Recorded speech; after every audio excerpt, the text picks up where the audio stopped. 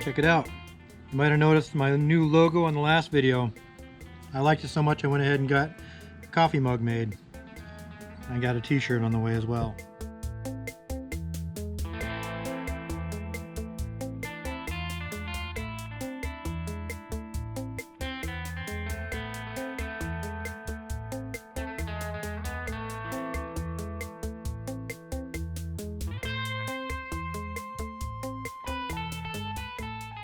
I made a duplicate of this so I can do a test run on the CNC machine. I'm fairly new to CNC machining, so my confidence isn't quite where it needs to be to just go straight into final production with the neck blank. So that's what we're going to do next. We're going to go ahead and head up to my CNC machine that's upstairs in the garage, and we're going to watch that process.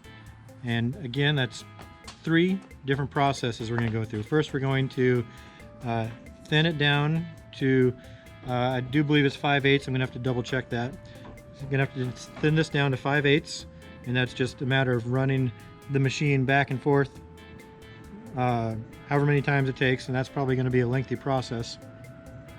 Then the next process is going to cut out the shape of the headstock as well as the tuning peg holes.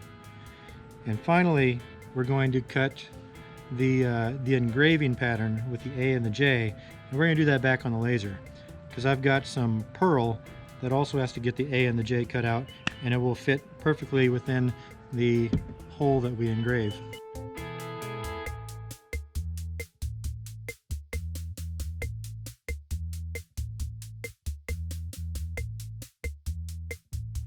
It was a really good idea for me to make a duplicate of the neck blank and then test the cut on the duplicate.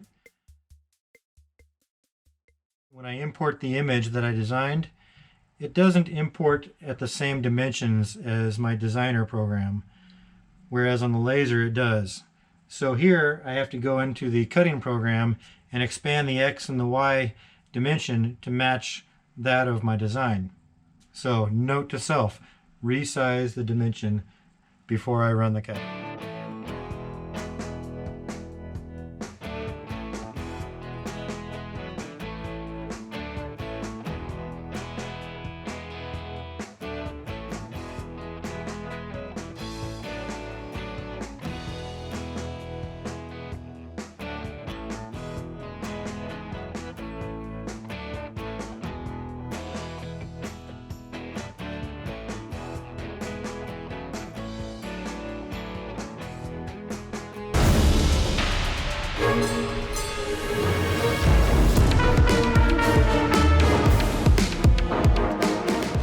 Last night's CNC adventure was a total catastrophe.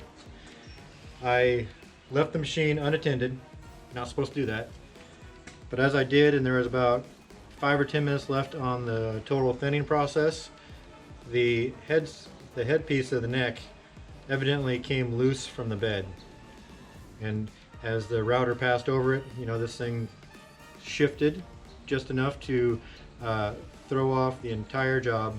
And you can see not all of the board gets cut down to the size needed, and as the bit passed into this taller part here, it jammed itself up and snapped the bit. I'll show you what's left of the bit. Just snapped it in 2. This is a $20 bit, so that hurts quite a little.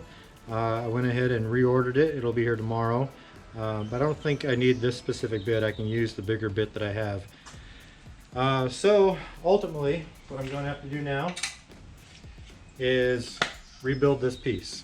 I don't need to do the angle, fortunately, because when I attach it to the neck like so, as planned, this will just be high. I'm going to have to do this with a hand plane and take the take off the high part so it's level with the rest of the neck. And that was going to have to happen anyway. So I'll just have more material to remove this time. The other good thing that this allows me to do is make the piece bigger so I can accommodate the design that I prefer. So now that it's longer, I could actually use this design, and I may make this design wider too. So that means I can make this wider without having to attach ears. So let's call this a silver lining. I'm going to have to rebuild this today. I'm not going to document the process just because it's already been documented a couple times now. It's going to be the same process. It'll just be, you know, the specific length and width that I need. Additionally, I got my first big order of parts for this bass guitar. This is the truss rod. If you don't know what a truss rod is, it gets inlaid into the neck along the length. So this adjustment end comes out the end of the head, and then so it gets inlaid. So I'll have to route a channel down the length of the neck. So this goes in underneath the fretboard. And what a truss rod does, in case you don't know, is as you turn this, it puts a bow either down or up. And the reason for that is over time your bass guitar neck is going to want to bend with the pressure of the strings that are constantly trying to get that upward turn on it. So you want to counter that bow, and that's what the truss rod is for. Also, I received strap locks. I always use strap locks on all my builds just because it's just something. It costs a little extra, but it's nice. It's nice to have. I got the 1/4" jack, so that's where you plug it in.